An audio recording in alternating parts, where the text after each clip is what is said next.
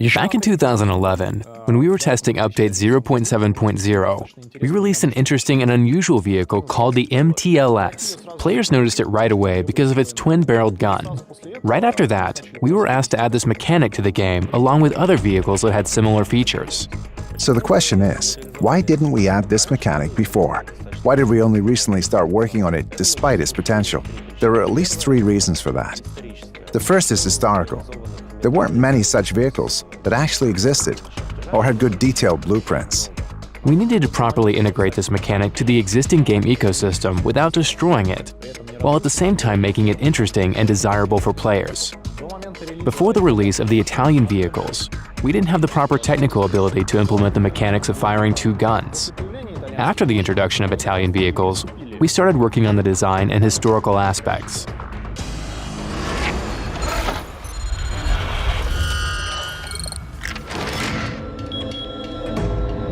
During and right after World War II, the USSR started creating several projects for tanks and SPGs with double or triple guns.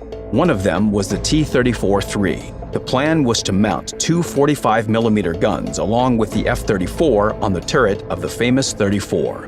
But development never went further than the design stage. Based on the KV, 2 SPG prototypes were created under the working name of KV-7. One with a triple gun system and one with double 76mm guns. However, the project was closed after testing the prototypes. Finally, in 1945, the ST-1 and ST-2 tank projects were introduced. The second one had either double 100mm or 122mm guns. There was no official military engineer response to the ST-2 project, and the vehicle wasn't even prototyped. The objective drawbacks were the same for all projects regarding this kind of vehicle. The increase in turret or cabin size led to an increase in the general weight of the vehicle. At the same time, more space was needed for the crew. Dealing with 2 or 3 guns was harder than with 1. Basically, ergonomics was suffering. This and other problems made it harder and more expensive to create and maintain such vehicles, making their assembly and usage technically and economically impractical. During the creation of the game models, we considered the existing aspects of implementing twin-barreled guns in tank turrets. We had to consider a pretty large number of parameters, such as design, historical, and technical aspects. That's why we dedicated a lot of time to creating a prototype with this mechanic. We conducted many internal tests, and soon we'll start testing this mechanic on a larger scale in the Super Test. This is only the first large-scale test of this mechanic, and there is no final decision about implementing it in the game. Everything will of course depend on the test results, and on how acceptable for the game the mechanics will be. Only then will we decide if we continue working on it or not. In this video, we'll talk about the mechanic, using a prototype vehicle as an example, which may be added to the game at some point. We wanted to first of all test the mechanic itself, not the characteristics of a certain vehicle or its peculiarities in the game. That's why we'll use a so-called baseline vehicle. It'll be a heavy tank, it'll be slow, and it'll of course have 2 guns. And it will not be the ST-2. It does not suit Tier 8 very well. And we wanted to test this mechanic precisely for Tier 8. Here's our vehicle. As you can see, it has 2 guns. They are the same caliber. The vehicle can fire these guns in 3 different ways. The general cyclic way, consecutive fire, and the double shot with both guns simultaneously. Cyclic mode is the simplest one. You can even say it's the classic. You fire a shell, wait for reloading to complete, and fire the next gun. Because we have 2 guns, and at any given moment of time, only one of them can be active, meaning the one we are aiming with, or the camera is looking through, the game switches to the next gun automatically after the shot, alternating one after another. Similar to the Italian vehicles, we can identify a second way of shooting, similar to a classic autoloader. We have a time for loading between shots, and you fire a number of shells sequentially. But there's a catch. If you fire your second gun while the first one is reloading, the reloading of the first gun is interrupted. Now for the interesting part, firing two guns. How does it work?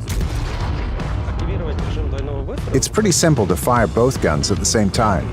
Just press and hold the left mouse button, which will start the shot preparation. When it ends, both guns will fire simultaneously. The player can cancel this preparation phase simply by releasing the left mouse button if firing is impossible, or the enemy has left your line of fire. Both guns are locked after the double shot, and neither of them can be reloaded for some time. The method of aiming and shell trajectory became the main obstructions for the entire mechanic. We had a choice of aiming both guns at the same time, or in some other way. To fire both shells at the same time or consecutively. From 2 points or from 1.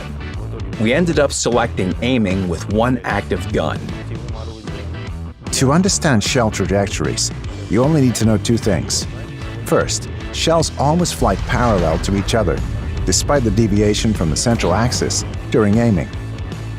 And second, the distance between flying shells equals the distance between the vehicle's guns. Shells hit different spots, so we calculate damage and penetration for each shell separately. It means that one of the shells may penetrate while the other may ricochet. Either that or both shells penetrate the armor and deal different damage. There is one more important aspect. Shells fly from each gun, and each gun has its own calculations. It's very important to understand that if the left gun has a direct line of sight with a target for shooting and you can hit it, that doesn't mean that the right gun isn't blocked by something.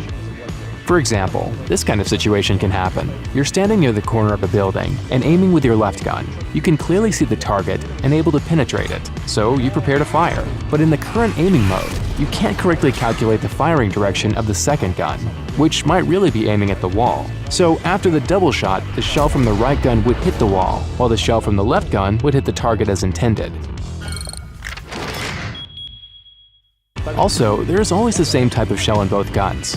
If you want to change the shell type, for example from AP to APCR, you will have to reload both guns. You can't have different shells in different guns. How do you play such a vehicle? It's pretty simple. Generally, you either use cyclical reloading or consecutive. This type of gameplay is familiar to players as they actively use it for vehicles with autoloaders. So it's not hard. Shoot if you see the target. Shoot again if you can shoot again. But the interesting part starts when you fire both guns. It's an interesting mechanic that gives you an additional opportunity in battle, but you should think twice before using it. Before firing both guns, you must consider several things at once. First, you must see your target clearly, and make sure it's not too far away for you to hit it. Second, you must estimate how the battle situation might change during the shot preparation. You must make sure the target doesn't disappear from your reticle during this time. You must also have a chance to retreat to cover after the shot so you can safely endure a lengthy reload.